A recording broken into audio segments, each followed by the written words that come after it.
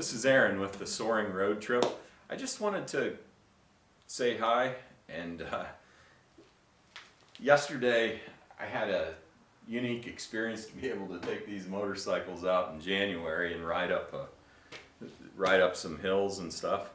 It was pretty fun. A good chance to get out. What's interesting is that these bikes are two different animals, so to speak. You know, you'd think this old one here is a piece of junk, but I've had a lot of time on that bike over the years, and it still works good for being a 1975. I was able to negotiate my way up over some pretty rough terrain much better and safely than I was with this large KTM. And I just wanted to say that a lot is about the tool.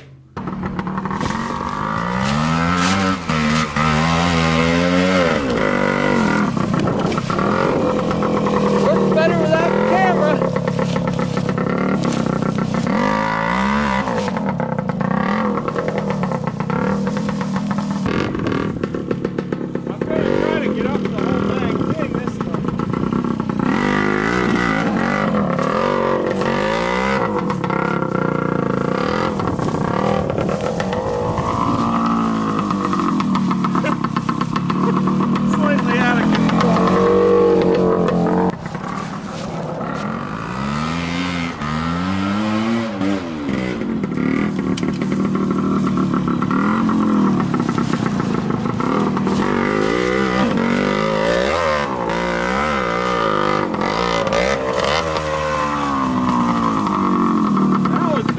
Okay, that's a wrap. That rock is not going to be easy with this bike.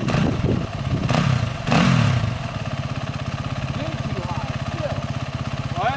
Still geared too high. I didn't go fast enough up there. I guess you can't let off the throttle, it'll stall. But it so fast I thought it was getting away from me.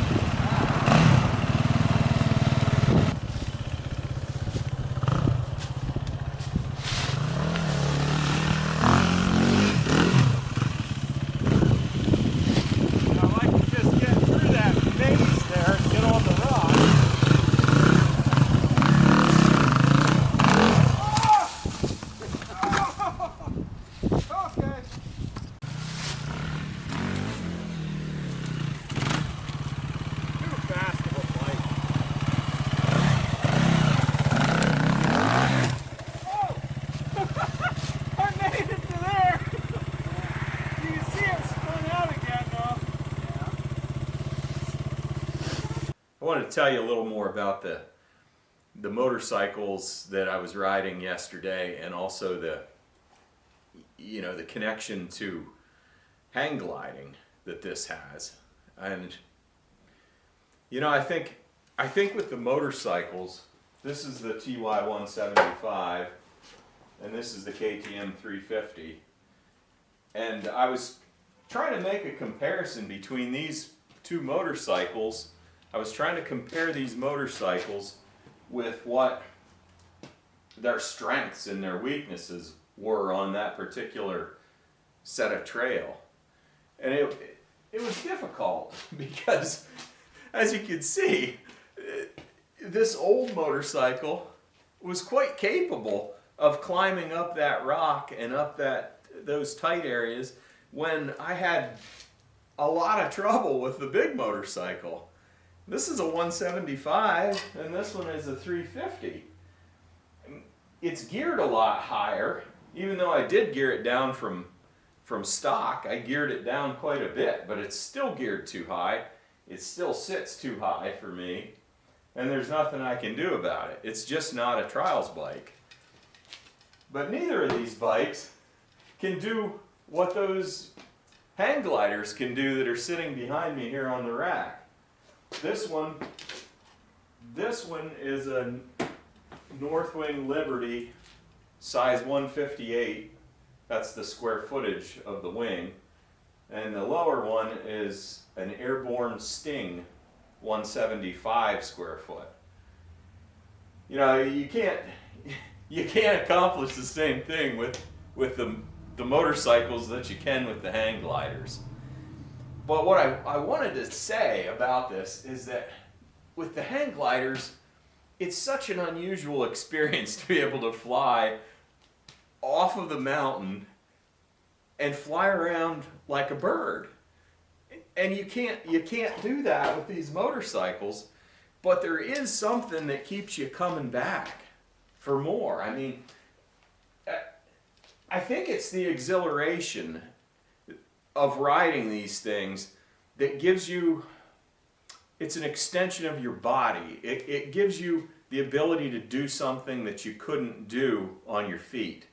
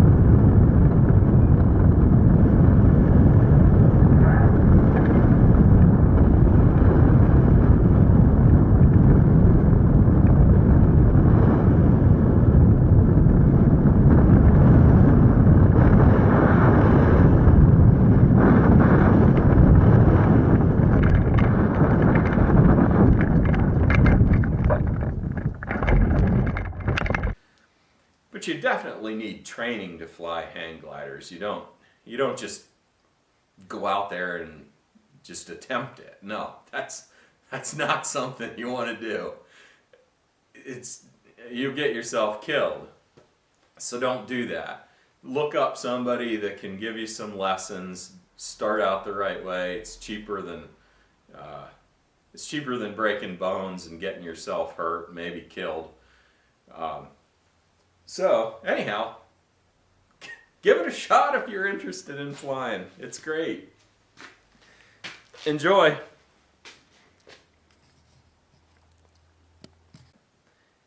It's a very interesting experience to learn to fly hang gliders, and I'd encourage anybody that's out there that's on the fence about trying to learn to fly to, look up their local hang gliding club, wherever that might be. Go on USHPA's website, check out where you might be able to find a flight instructor near you or wherever. There's different flight parks. I'm pretty familiar with the East Coast. That's why we trying to get this, people interested in flying and taking road trips to flying sites and so forth.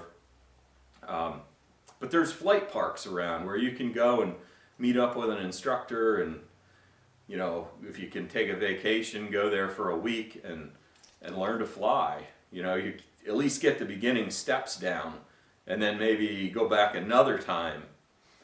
But there's also clubs that do teaching. Like one of the clubs that I'm involved with is the Rochester Area Flyers.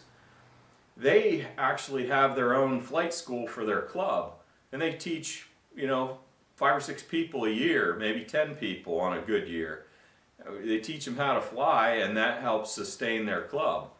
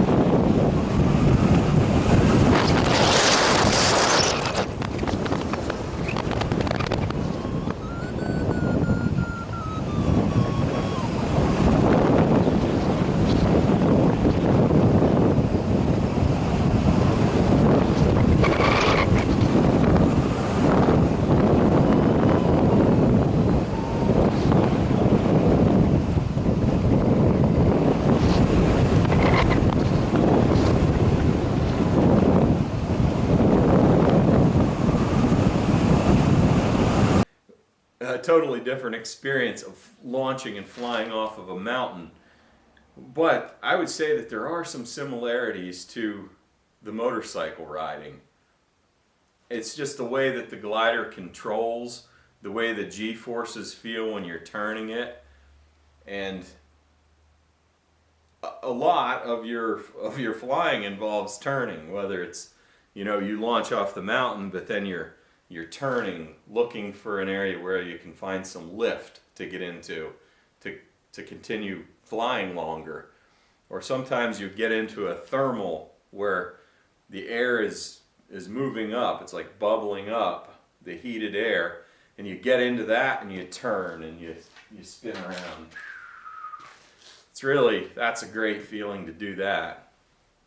But I just wanted to say that when I found out about hang gliding and started to do that, it just was,